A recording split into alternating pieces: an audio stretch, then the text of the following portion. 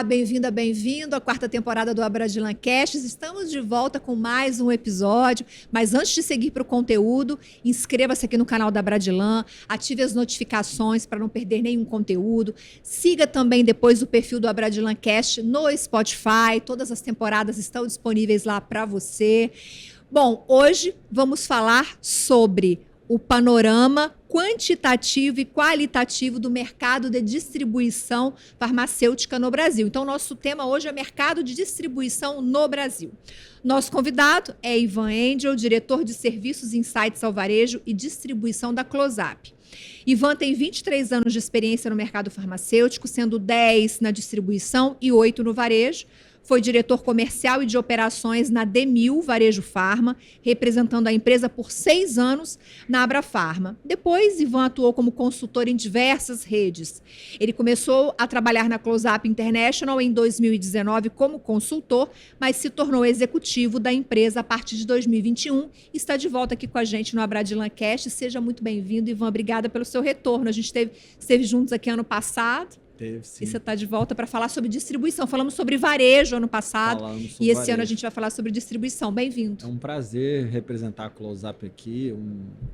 A gente tem feito bastante coisas diferentes, né? Gravações de conteúdos diferentes. Então, para mim, é sempre um prazer poder contribuir de alguma forma.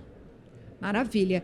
Ivan é o tipo de pessoa com quem a gente sempre quer conversar. Tem todos os dados do mercado. Imagino que você receba perguntas diariamente. Ivan, cresceu a categoria tal? Ivan, como é que está o mercado tal? Deve ser assim sua vida. Na verdade, eu tenho que ficar viajando, ou nem sempre viajando, mas online às vezes, apresentando esses dados para um monte de gente, né, e debatendo eles. Imagino. É muito importante a gente ter acesso a dados, mas é mais importante ainda a gente saber interpretar esses dados. Porque só ter acesso a dados não adianta, concorda? Sem dúvida. Precisa saber interpretar Quem tem os dados não sou eu, quem tem os dados é a Close-Up. O que eu faço na Close-Up é tentar interpretar esses dados e ajudar o varejo e a distribuição a tomarem decisões coerentes com base nos fatos. É isso aí. Eu vou aproveitar e vou recomendar o episódio da terceira temporada que nós fizemos com o Ivan. Nós falamos sobre o poder do sortimento, do mix variado de produtos. O link já está aqui na descrição desse vídeo para você assistir em seguida.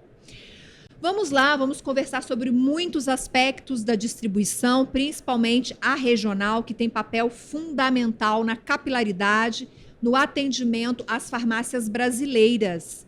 Ivan, você concorda que a distribuição tem um papel importantíssimo na cadeia farmacêutica? Queria te ouvir um pouquinho sobre isso e aproveitando já perguntar para você sobre o tamanho do mercado que é a distribuição. Perfeito. Bom, sem distribuição, principalmente as pequenas cidades e os pequenos varejistas não existem, né?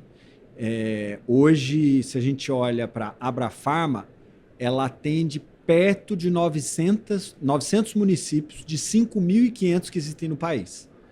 Ou seja, sem os muitos distribuidores que temos no país, você teria 4.500 cidades ou desabastecidas ou mal abastecidas, porque existem redes médias que têm CDs próprios, que também chegam em municípios médios, eventualmente pequenos, maioria médios, mas a esmagadora maioria desses 4.500 municípios tem medicamento porque tem distribuidores.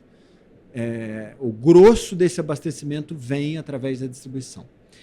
O mercado de distribuição, vamos imaginar que o mercado farmacêutico brasileiro, somando o que é vendido para farmácias e o que é vendido para hospitais, ele já passou de 320 bilhões de reais por ano, tá?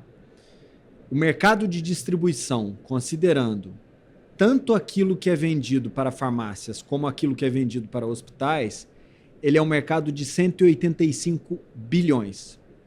Especificamente o mercado de distribuição para farmácias é um mercado de mais ou menos 100 bilhões de reais. Então essa é a ordem de grandeza, tá? O conjunto dos distribuidores do país atenderam mais ou menos 93 mil pontos de venda nos últimos 12 meses. Dos 100 mil pontos de venda que tiveram venda, vendas aproximadamente. Dos 100 mil, nem todos estão abertos hoje, mas tem 100 mil com vendas em 12 meses. Mas 100 mil farmácias. 100 mil farmácias. Se eu olho para as que tiveram venda nos últimos 3 meses, são 92 mil. Mas os distribuidores atenderam quase 94 mil pontos de venda nos últimos 12 meses. Ou seja, praticamente tudo, só não atenderam lojas que pertencem a grandes redes que fazem 100% do abastecimento direto dos próprios centros de distribuição.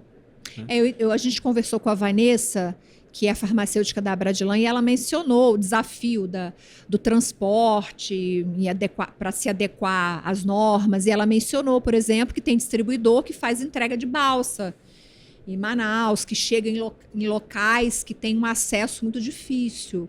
Então, realmente, essa importância é grande.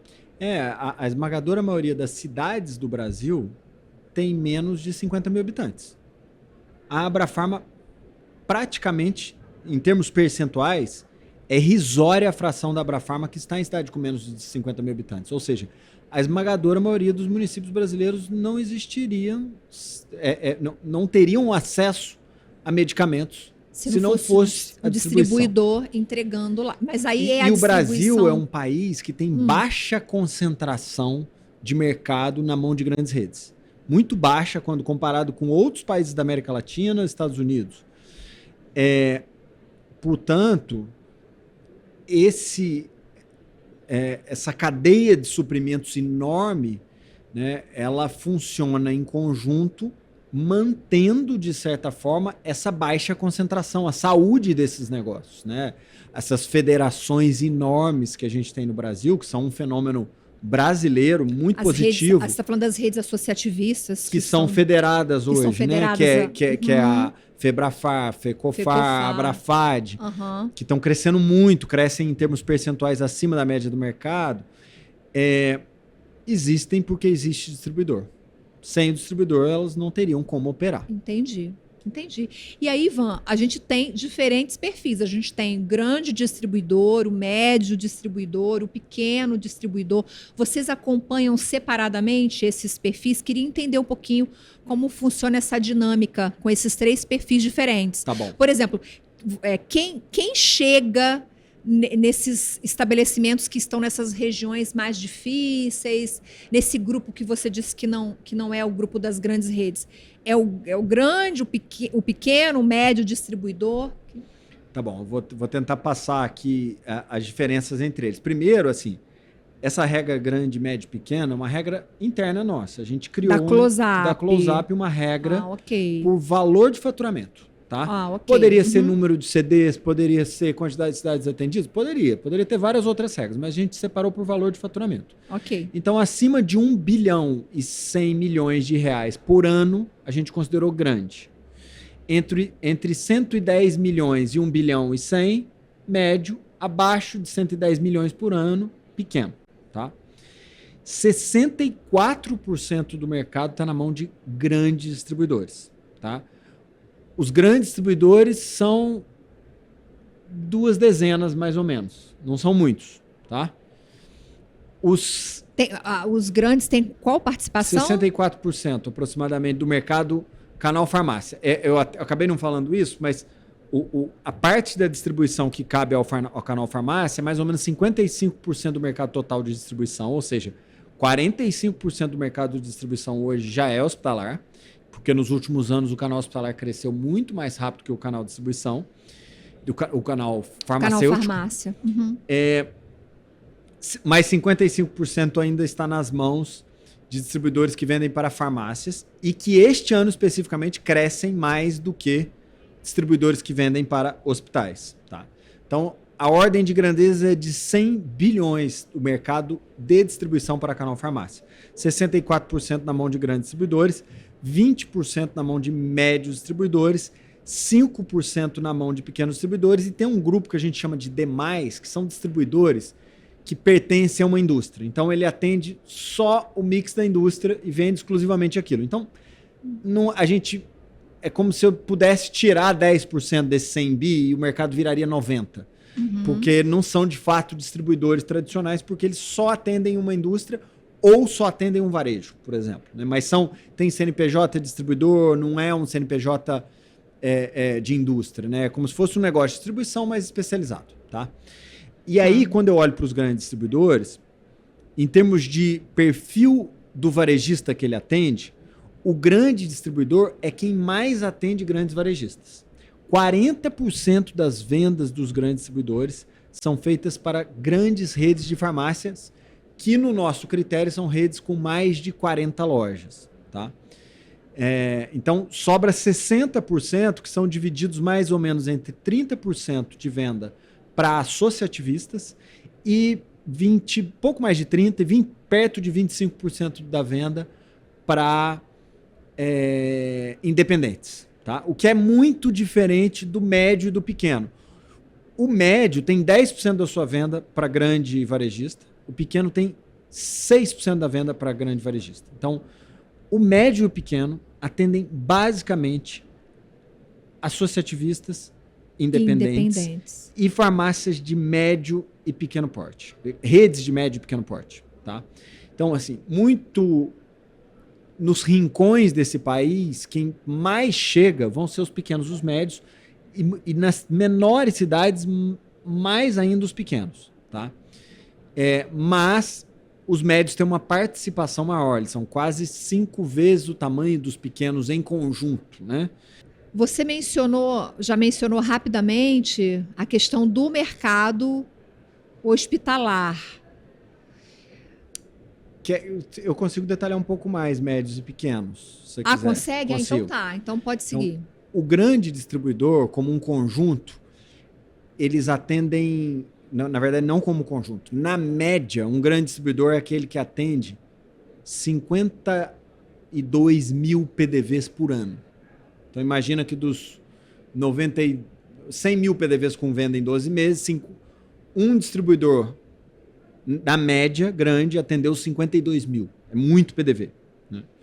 Não necessariamente ele chegou nos lugares mais distantes e mais difíceis de serem atingidos, porque né, são aqueles distribuidores que estão nas capitais. O médio distribuidor já é um distribuidor que, na média, atende 10 mil. Só que como eles são centenas de distribuidores, no seu conjunto, eles atendem até um pouco mais de PDVs no total do que o conjunto dos grandes. Tá? Eu não vou lembrar o número exato, mas é como o médio em conjunto atende 92 mil PDVs, o grande atende 91. Embora a média do grande distribuidor seja um cara de 52 mil PDVs. E a média do médio seja um cara de 10 mil PDVs. Tá? E é mais ou menos a mesma lógica para o pequeno distribuidor. Ele atende 92, 93 mil PDVs no seu conjunto, porque aí são centenas de pequenos distribuidores. Tá? E aí tem outras características que são interessantes de se olhar. Para você ter uma ideia, o preço médio da unidade vendida de um grande distribuidor está perto de R$30. Do médio distribuidor é R$11, do pequeno é 8. Ou seja, o médio e o pequeno são distribuidores que vendem itens majoritariamente de valor agregado mais baixo. Uhum. O grande é aquele que vende item mais caro. E aí faz muito sentido você pensar que o item mais caro está nas cidades maiores predominantemente, né? E aí que item mais caro é esse? Eu ia te perguntar se você tem um exemplo de que item seria. Os grandes são mais concentrados em medicamento de prescrição de marca, aqueles que são promovidos por propaganda médica. Então, os grandes distribuidores são mais especializados neste tipo de laboratório, enquanto os médios e os pequenos são mais especializados em genéricos similares e outras coisas também, não medicamentos e tal. Né? Então, tem uma diferença de mix que é bastante importante nisso tudo. E isso também está refletido na quantidade de SKUs. Então, um grande distribuidor, na média, trabalha com algo como 14.500 SKUs. Na verdade, eu disse trabalha, mas o correto é dizer vendem em 12 meses, em média, 14.500 SKUs. Enquanto um distribuidor médio vende metade disso, 7.500 mais ou menos, e um distribuidor pequeno vende 4.000 SKUs por ano. Para a gente poder ter um paralelo, uma farmácia Abrafarma hoje, A média da farmácia Abrafarma é uma farmácia de quase 12 mil itens. Tá? Então, um médio sozinho tem um sortimento que é 60% do tamanho do sortimento de uma loja da Abrafarma. Ou seja, ele trabalha com um mix mais restrito. Embora sejam muitos e no seu conjunto o mix vai ficar amplo, individualmente a maioria tem mix bastante mais restritos do que o do grande. Mas mesmo o grande, com 14 mil SKUs, sozinho, ele não é capaz de atender 100% do que tem na prateleira de uma farmácia grande. Porque a farmácia grande tem muito mix de não medicamento, que eventualmente não estará disponível nem no grande, nem no médio, nem no pequeno, ou estará disponível em algum deles, porque são centenas de distribuidores. Então, não são todos os distribuidores que vão ter o mesmo produto à venda na prateleira. Você vai encontrar um com uma marca, outro com outra marca. Então, sozinho, mesmo um grande distribuidor não seria capaz de abastecer 100% do que tem numa rede, por exemplo, Abrafarma. Mas certamente ele é capaz de abastecer, se não 100, quase 100% do que há numa rede associativista ou no independente, né? Em termos de mix, né? Ele vai ter quase tudo que tem aquela farmácia. Eu quero voltar a falar de mix um pouquinho mais à frente, mas antes eu queria só esclarecer a questão do mercado hospitalar. Você já mencionou, as distribuidoras, elas vendem mais para farmácias ou mais para hospitais? Mais para farmácias, mas hoje já é bastante próximo o tamanho de cada mercado. Como nos últimos anos o hospitalar cresceu vários anos seguidos, 15%, 18%, 19%, até mais. Teve anos, se eu não me engano, com mais de 20% de crescimento. Esse mercado se aproximou muito do mercado canal farmácia. Então, no número, da forma como a gente apura o número hoje, eu digo isso porque a gente vai depois no futuro fazer uma mudança de cálculo de preço do mercado hospitalar que vai afetar o valor do mercado, mas da forma como a gente está apurando hoje, o mercado hospitalar está na casa de 85 bilhões e o mercado do canal farmácia na casa de 100 bilhões, ou seja, os valores são bem próximos. Com a diferença que dos 100 bilhões do mercado do canal farmácia, tem 10 ali que são distribuidores especializados que eu nem poderia chamar de um distribuidor tradicional, porque eles só vendem ou uma indústria ou para um varejo. Então eu poderia dizer que o mercado real de distribuição canal farmácia é tipo 90 bilhões. Para 85 para o canal hospitalar já é quase o mesmo tamanho. Tá? Pegando o gancho no que você está falando, Ivan, e abrindo um parênteses, recentemente a Profarma comprou a Forbio, que é uma distribuidora de medicamentos, distribuidora, certo? De medicamentos especiais. Vocês já avaliaram os impactos disso para o mercado? A gente não fez assim, muita conta, mas eu consigo te falar aqui a minha visão um pouco sobre isso. A Profarma, eu fui 10 anos da Profarma, né?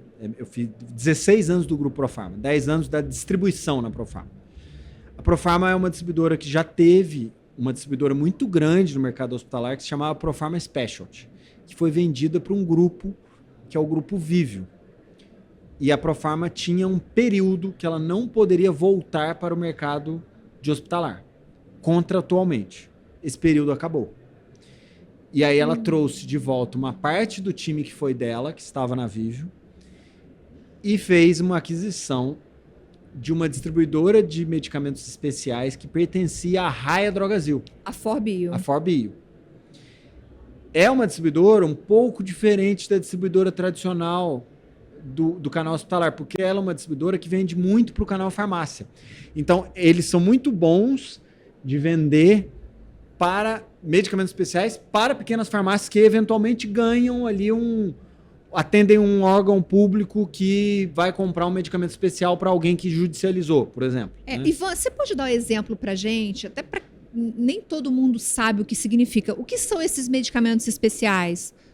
Medicamentos especiais, a gente fez uma categorização para classificar o que é um medicamento especial, tá? Então, medicamento especial, tem muita gente que chama de medicamento de alto custo, tá? Mas são medicamentos predominantemente usados no mercado hospitalar por governos e que tem uma concentração em doenças raras, imunossupressores, antivirais tipo de HIV, diabetes, vacinas oncológicos e imunobiológicos, mas o grosso é oncológico. Oncológico. Quando eu olho para contra o hospitais, 64% das vendas de medicamentos especiais são oncológicos. Quando eu olho para farmácias, dá um pouco menos, se eu não me engano, é na casa de 45% das vendas de medicamentos especiais são oncológicos. Então, esse é o conceito. São produtos muito mais caros. Para você ter uma ideia, uma distribuidora do mercado hospitalar tem o preço médio da unidade vendida na casa de R$190, uma grande distribuidora, enquanto uma grande distribuidora do canal farmácia tem R$30 de preço médio. Então é 6 vezes o preço médio da unidade vendida do canal farmácia. A gente vai ter que parar, né? Tava...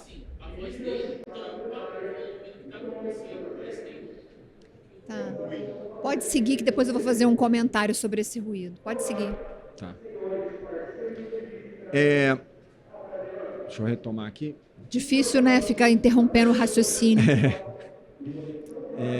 Bom, acho que eu já respondi sobre medicamentos especiais. Respondeu. Né? Respondeu. Ir para o próximo tópico? Não, é só porque você não finalizou comentando se a compra pela... isso vai impactar muito o mercado. Acho que você pode fechar falando isso. Só um minutinho. Mentaliza 3 segundos para a gente ter um ponto de corte. Então, a Profarma era uma empresa com muita experiência já no mercado hospitalar, uma distribuidora com muita estrutura, muito organizada, muito bem gerida, e que comprou uma distribuidora que pertencia a um varejista. Eu até conversei vagamente com os executivos da Redrogasil, mas não entrei em detalhes sobre isso. Mas eu imagino que eles tenham vendido, porque a essência do negócio da 4Bio é muito diferente da essência do negócio da RD. O grosso da venda de mercado, isso é uma coisa importante de dizer, o grosso da venda de medicamentos especiais é para hospitais. Às vezes alguns varejistas vêm com um olho grande, medicamentos especiais estão crescendo muito, eu quero vender. Dá para vender no varejo? Dá. Mas o grosso dessa venda sai através de hospitais. Então, para se faturar os bilhões e bilhões que algumas distribuidoras de medicamentos especiais estão faturando, você vai ter que ser distribuidor para hospitais. Ponto. Entendi. Não, eu quero vender... não quero vender bilhões e bilhões, eu quero vender 10 milhões de reais. Tá bom, pode competir no mercado do canal farmácia, mas o grosso do dinheiro está em hospitais. Então, o mercado de medicamentos especiais no canal farmácia é um mercado de 10 bi. O mercado de medicamentos especiais no canal hospitalar é um mercado de quase 70 bi. A diferença é essa. Tá. É muito diferente. Mas o que vai acontecer muito provavelmente é que a Profarma, na minha opinião, deve abocanhar um market share muito grande, muito rápido desse mercado. Porque é uma empresa que já tem muita experiência, já conhece o mercado hospitalar, já operou, trouxe os executivos que já trabalharam com ela fazendo isso e ainda adquiriu uma empresa. É uma empresa de porte médio, na nossa regra de porte grande, na verdade é 4Bio, mas ela não está ali entre os líderes dos grandes. Bati no microfone aqui. Não é uma empresa que está entre os líderes dos grandes, tá? Mas a Profarma tem capacidade de fazer essa empresa ficar enorme. Então, vai mudar um pouco a dinâmica da competição nesse mercado. E, como é uma empresa que vende bem para farmácias, pode ser que a Profarma potencialize ainda mais essa venda de medicamentos especiais que é feita diretamente a farmácias. Entendi. É isso aí, a gente vai ver com o tempo que vai acontecer. Entendi. Olha, como você sabe, ou se você não sabe, a gente está te informando agora, a temporada do Abradilan Cast está sendo gravada durante a 20ª edição do Conexão Farma. Então, de vez em quando, pode ser que entre um ruído diferente. A gente está aqui, a gente está numa caixinha de vidro, ao fundo a gente consegue visualizar a feira. Então, tem muita coisa acontecendo lá fora. De vez em quando, se aparecer um ruído diferente, é porque é um ruído que vem da feira, dá um desconto para gente. Ok? Ivan, vamos falar um pouquinho agora de mix. Eu acho que é muito importante. Quais produtos são mais fortes hoje para a distribuição como um todo? Não falando ainda de distribuição Abradilan, mas como um todo. Medicamento, perfumaria, conveniência. Perfeito. Bom, a distribuição tem um pouco menos de venda de não medicamentos do que os varejistas, tá? Então, a venda dos varejistas vai estar na casa de 30% de não medicamentos, enquanto a venda dos distribuidores vai girar ali na casa de 20 alguma coisa. E aí variando também se é um distribuidor grande ou se é um distribuidor Abradilan, tá? Ou se é um distribuidor médio, né? Porque assim, entrando já nesse detalhe, né, quando eu olho para o distribuidor Abradilan, ele é basicamente o distribuidor médio do país. Então, 90% dos distribuidores da Abradilan estão categorizados para a gente nos médios distribuidores, que são aqueles entre 110 milhões de reais e 1 bilhão e 100 milhões de reais por ano. Tá?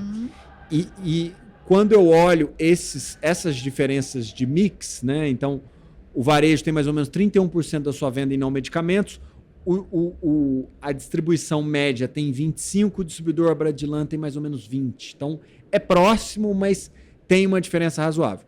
Os distribuidores, eles são um pouco mais concentrados, obviamente, em medicamentos, porque se você lembrar, sei lá, 20 anos atrás, a farmácia tinha basicamente medicamento, não tinha o que tem hoje de perfumaria. E os distribuidores nasceram dessa forma. Quem começou a expandir o mix para não medicamentos de forma mais agressiva foram farmácias que já tinham compra direta com as indústrias. Então, esse mix de não medicamento que foi desenvolvido mais rápido nas grandes redes, esse mix era comprado diretamente da indústria, né? Ele é comprado da distribuição hoje também, mas tem muito mais concentração em compra direta da indústria em não medicamentos do que nos medicamentos. Entendi. Você mencionou um pouco já o perfil do distribuidor associado à Abradilan. Eu queria entender um pouquinho mais contigo qual a diferença de um distribuidor Abradilan para um outro distribuidor do mercado. Então, a primeira diferença é essa que eu falei antes, que a Abradilan está bem concentrada nos distribuidores médios. A esmagadora maioria dos associados da Abradilan são distribuidores médios. A Abradilan, ela atende quase 90% dos pontos de vendas que são atendidos pelo conjunto dos distribuidores do país. Então, ela atende um percentual muito alto dos PDVs do país. Ou seja, está praticamente no Brasil todo. Praticamente no Brasil todo. Okay. Então, é uma cobertura muito alta. Ela tem algumas diferenças de mix para os demais grupos, tá?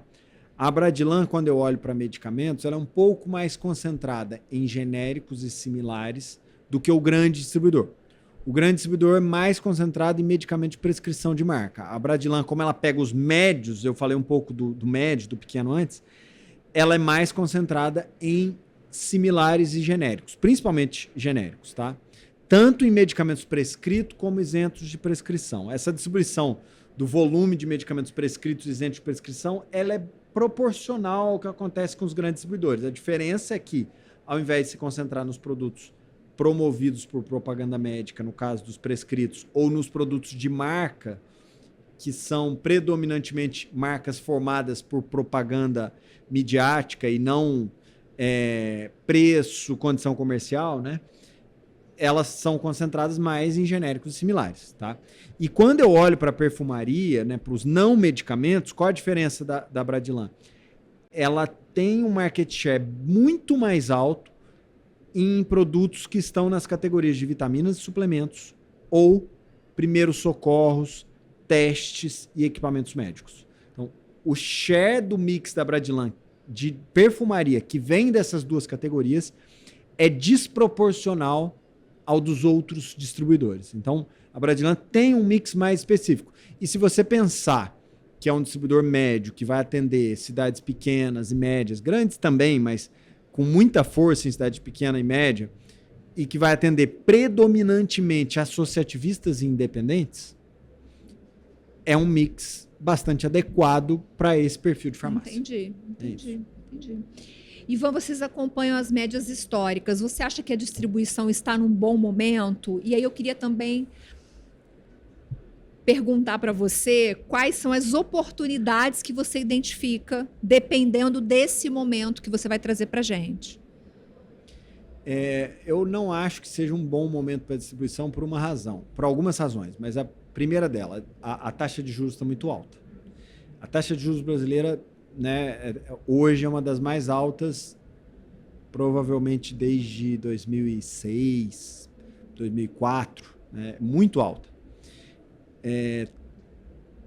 O distribuidor, historicamente, ele tem um ciclo de caixa muito longo. O que significa isso? A diferença entre o tempo que o distribuidor paga o seu boleto e que ele recebe o pagamento do que ele vendeu para a farmácia é grande. Quanto tempo, mais ou menos? Vai variar do modelo de negócio de distribuidor para distribuidor, mas isso pode chegar a 60 dias. Tá? Pode ser que tenha distribuidor operando com 30, mas assim, eu já fui distribuidor e eu sei o que é operar com 50 dias de ciclo de caixa, por exemplo. Significa o seguinte, se o distribuidor vende 10 milhões de reais por mês, suponhamos que o custo de compra dele seja... um distribuidor Abradilan talvez seja 9 milhões, eu não sei exatamente, mas vamos supor que seja 9 milhões para ficar fácil a conta. Então, se ele vende 10 milhões por mês, ele paga 9 milhões de boleto de mercadoria. Tá? Ele recebe os 10 milhões 50 dias depois dele ter pagado os 9. Ou seja, como é que ele opera nesse intervalo de tempo, repondo estoque e... Ele precisa ter um caixa muito robusto para isso, imagino eu. Ou ele acumulou dinheiro a vida inteira, que tem empresas que fazem isso, né? A empresa que eu trabalho, por exemplo, opera mais ou menos dessa forma. Por quê? Porque na Argentina tem uma inflação completamente descontrolada e aí você não toma empréstimo. Como é que você toma empréstimo com um preço da moeda que oscila ou com uma inflação muito alta? As pessoas não tomam empréstimo, a economia trava, né? Porque é muito imprevisível. Mas o Brasil, apesar de ser mais estável, tem uma taxa de juros muito alta. Então, o distribuidor vai, na sua maioria, trabalhar com algum nível de capital de terceiros, ou seja, banco. Se você opera com dinheiro de banco, você tem dívida, que não tem problema nenhum. Ninguém cresce muito sem dívida. Todo mundo tem que ter dívida. Empresa tem que ter dívida. Se a empresa não tem dívida, está crescendo devagar demais. Tá? Mas, quando a taxa de juros bate 15%, dependendo do tamanho da sua dívida, ela leva o seu lucro inteiro. Porque a margem líquida que sobra na mão do distribuidor vai ser 1,5% de tudo que ele faturou. Se for muito rentável, 2%. Se for mais ou menos, vai sobrar meio. Se a taxa de juros, que já foi 7%, teve um momento que foi 2%, mas isso foi um erro e foi fora da curva. Mas já foi 8, 9, 10, 12, né? Se sua taxa de juros é 0,6 ao mês, 0,7 ao mês, de repente ela é 1,5 ao mês, acabou com o seu lucro. Então, essa taxa de juros coloca uma pressão gigantesca sobre os distribuidores. Uhum. Por isso, muitos pequenos distribuidores fecharam nos últimos anos. Isso afeta a pequena farmácia também. A gente olha para os números e vê o pequeno varejo fechando, o independente, né? Não o pequeno em geral, mas o independente fechando mais do que abrindo lojas, tá? E tem a ver também com a taxa de juros, porque se o distribuidor não tem dinheiro, esse cara não existe. Porque esse cara compra prazo. Alguns pagam à vista? Compram, mas a maioria compra com algum prazo. Então ele opera com o dinheiro do distribuidor. Se o distribuidor não consegue dar crédito, ele vai morrer lá na ponta. Tá? Então esse é o principal ponto que eu considero que não é um bom momento para distribuição. Uhum. Com essa taxa de juros, em muitos casos, se o distribuidor conseguisse, porque quando você está com essa taxa de juros, se você quiser vender o negócio, ninguém vai comprar, né? Mas se você conseguisse vender bem o seu negócio, é melhor comprar título público. Eu sempre falei isso, como distribuidor. Nesse momento de taxa de juros de 15%, aplica o seu dinheiro e vai fazer outra coisa. Tesouro direto. Esse é o efeito nocivo de uma taxa de juros alta, né? Então, esse é um ponto.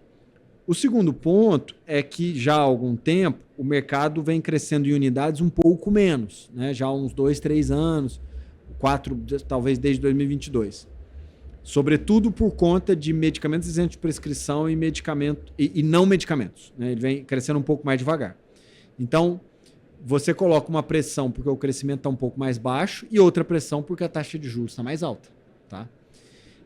Tem um fenômeno acontecendo no varejo que é GLP-1, né? Que são os produtos para diabetes que se tornaram produtos para emagrecimento. Uhum. Que viraram um monstro, que chegaram a pesar 10% do crescimento da Abrafarma no último trimestre. A Abrafarma bateu 20% de crescimento mais ou menos, eu estou falando números inexatos, tá? Aproximadamente. Mais ou menos metade veio de GLP-1. GLP-1 não chegou para distribuição ainda, né? Agora, com a queda de patente do Ozempic e Wegovy, vai chegar. Então, já antecipando, se tem uma oportunidade boa para se abraçar, que vai chegar em breve, é a oportunidade de ficar de olho nessas canetas emagrecedoras e distribuir isso pelo país, porque o preço vai despencar, né? A gente já teve um movimento da Novo Nordisk de cortar metade o preço do Ozempic e Wegovy. Na hora que vier o genérico, vai despencar o preço desse produto. E hoje ele está sendo comprado no mercado formal e no mercado informal, ou seja, produtos falsificados e ilegalmente manipulados. Então, eu imagino que muitas dessas pessoas estão sedentas por comprar um produto acessível e confiável, porque hoje ele não é acessível para a esmagadora maioria da população brasileira. Embora se deva tomar cuidado com o uso desse produto, é legítimo que as pessoas queiram utilizar, né? É um produto que, aparentemente, por tudo que tem de pesquisa, são produtos seguros, né? E que facilitam o tratamento da obesidade, e aí isso gera uma série de consequências de saúde que são positivas para a média da população brasileira. Mas ele não atinge a maior parte da população brasileira, porque como é que a população paga R$ 1.500 por mês? Não é acessível. Não é acessível. Então, será acessível e isso vai cair na mão dos distribuidores. Então faz sentido. Isso é uma oportunidade. Faz sentido os distribuidores ficarem de olho nisso, né? E aí vai chegar via genéricos. Né? Tá. Ótimo. Mais alguma oportunidade que você identifica para a gente encerrar? Bom, eu acho que como visão de negócio,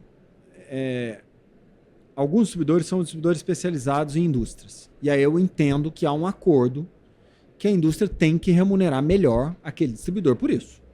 Por quê? Porque ela está limitando a capacidade dele de ser um grande distribuidor e faturar mais. Porque qual a característica do distribuidor que vende muito? Vou dar alguns números aqui que vocês vão ter uma ideia mais precisa disso. Um grande distribuidor coloca 1.900 SKUs por PDV por ano. 2.000, vou arredondar. 2.000 SKUs por PDV por ano. Então, cada ponto de venda que ele chegou, em média, comprou 2.000 SKUs dele. O médio é um cara que coloca 920 SKUs por PDV. O pequeno, 660. Tá. Então, quando eu olho a venda média por ponto de venda de um grande distribuidor, o grande distribuidor é aquele que vende R$190 mil por farmácia que ele atende. Enquanto o médio vende R$54 mil e o pequeno vende R$22 mil. Como é que o médio sai de 50 para 190? Ele precisa de sortimento. Ele precisa ter diversidade de produto. Tá?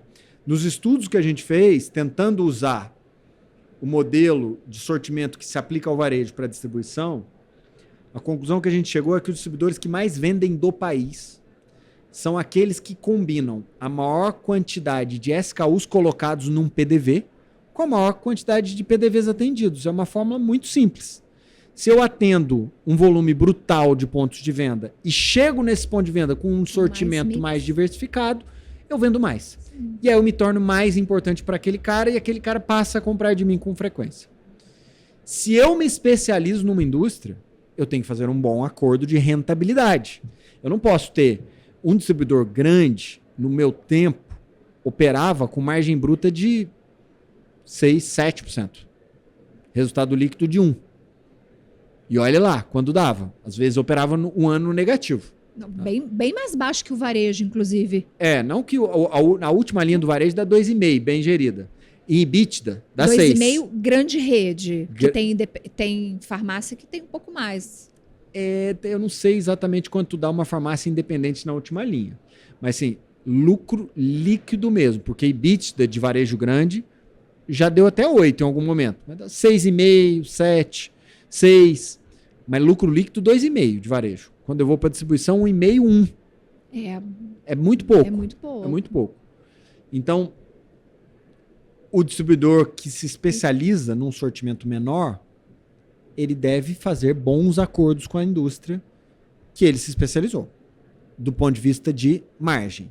Porque é a forma que ele tem de ter um bom resultado, vai ter um faturamento menor. Se existe uma relação de exclusividade, precisa Ou de semi-exclusividade, ou de exclusividade numa categoria. Remunerar, né? Por isso. Tem que remunerar por isso. Porque a forma de se tornar grande é trabalhar com diversificação.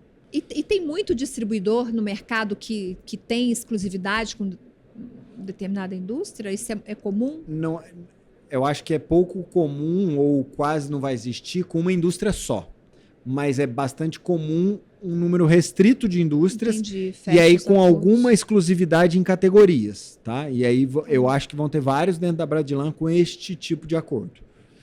Então, assim, quer vender muito? Tem que botar muitos SKUs por PDV e atender muitos PDVs. Essa é a sua dica. Esse é o básico. De ouro. Esse é o básico, né? Então é isso. Ó. De novo, vou repetir esse número porque é muito importante. Um distribuidor grande coloca em média 2.000 SKUs por PDV que ele atende. Um médio coloca 920. Um grande vende 190 mil reais por PDV que ele atende. Um médio vende 54 mil reais. É quase um quarto. Por quê? Porque ele coloca um número menor de SKUs e coloca SKUs de valor agregado menor. Então, vamos lembrar aqui que o preço médio do distribuidor grande é 30 reais, do distribuidor médio é 11. Então, eu já coloco uma quantidade menor de SKUs, embora eles girem um pouco mais, mas eles são SKUs de preço um pouco menor. Tá? Menor. Então, se eu quero ter um faturamento médio muito alto no meu CD, eu preciso de diversificação. Se eu não consigo a diversificação, eu tenho que fazer um bom acordo com as indústrias. Excelente, muito bom. Conta pra gente nos comentários o que você achou deste conteúdo, deste episódio, deixe o seu like, compartilhe com a sua rede de contatos, isso é super importante. Ivan, quero agradecer, acho que a gente conseguiu traçar um excelente cenário, panorama aqui da distribuição do Brasil. Obrigada pela sua presença. Eu que agradeço o convite, quando precisarem a gente está à disposição. Tá bom. Obrigada a você pela companhia e até o próximo episódio. Tchau, tchau.